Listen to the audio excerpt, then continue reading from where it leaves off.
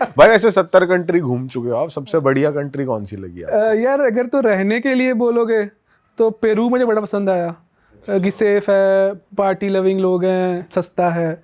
अगर घूमना फिरना एग्जॉटिक तो जैसे मेरी फेवरेट कंट्री आज तक रहेगी ग्रीनलैंड, क्योंकि हम रहे गर्मी में शुरू से, और वहाँ जाके ऐसा था कि भाई समुंदर भी जमा हुआ और ग्लेशियर ऐसे बड़े बड़े हैं और अच्छा। है ना, तैर रहे हैं।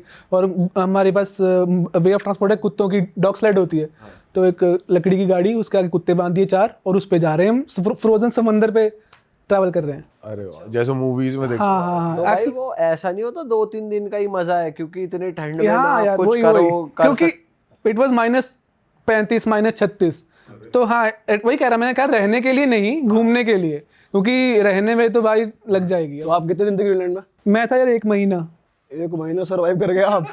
1 महीना करते क्या थे भाई आप ऐसी कंट्री में? मतलब वहाँ के लोग क्या करते हैं यार काम वहाँ वाम? पे ना बेसिकली आपने सुना होगा आजकल ट्रम्प चाचा बोल रहे हैं कि ग्रीनलैंड खरीद लेंगे, क्योंकि वहाँ पे रिसोर्सेज बहुत हैं, क्योंकि भाई अनटैप्ड है, वो आइस कैप है, वो बहुत बड़ा एरिया है और उसकी पॉपुलेशन सिर्फ 50,000 अच्छा। पूरे आइलैंड पे। वो रहते भी कोस्ट पे रहते हैं वो, तो वहाँ के लोग मोस्टली मच्छी खाते हैं और मच्छी एक्सपोर्ट करते हैं। अभी उनके नेचुरल रिसोर्सेज टैप नहीं करे हुए, अभी वो डेनमार्क के अंडर आता है।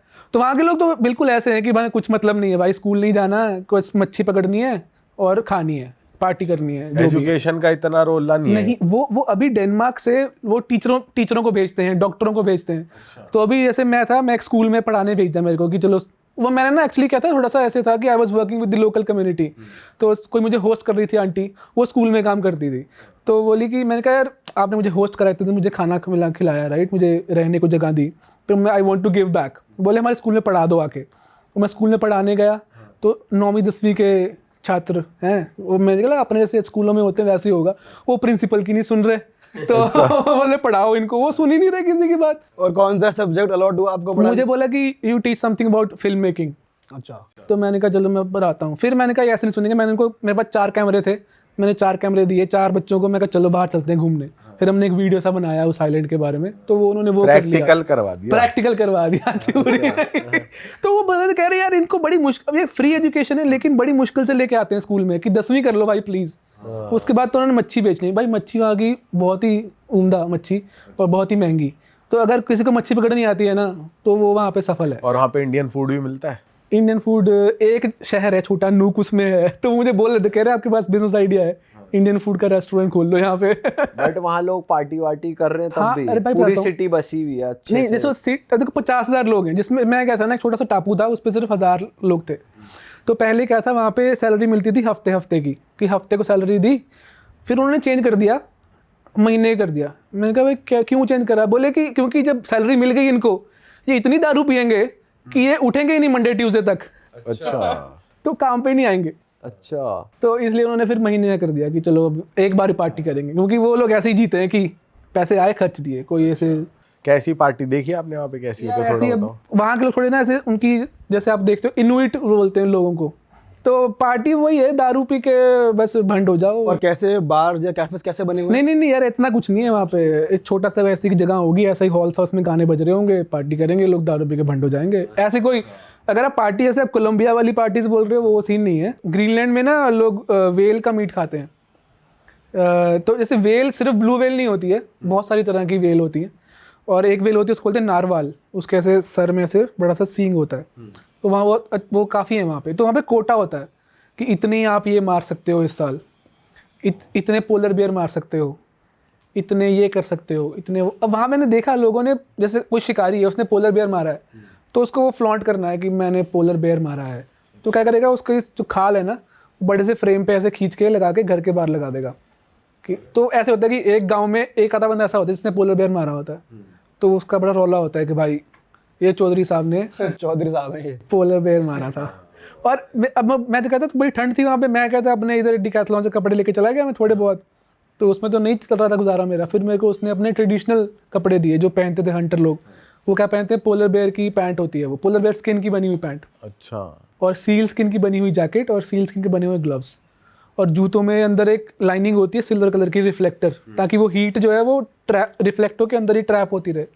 तो जुराबे पहन ली, फिर जूता है ना जो, उसके अंदर भी एक कोटिंग होती है सिल्वर रंग की, कि जिसमें दिखेगा, जिसमें कि वो हीट रिफ्लेक्ट होती है अंदर, तो गर्म रहे। तो पोलर अपना क्या पोलर बेयर स्किन की पैंट हो गई, सील स्किन की जैकेट होगी, बड़े बड़े जूते हो गए, और ये पहनता था रोज़ में। वार्म होता था?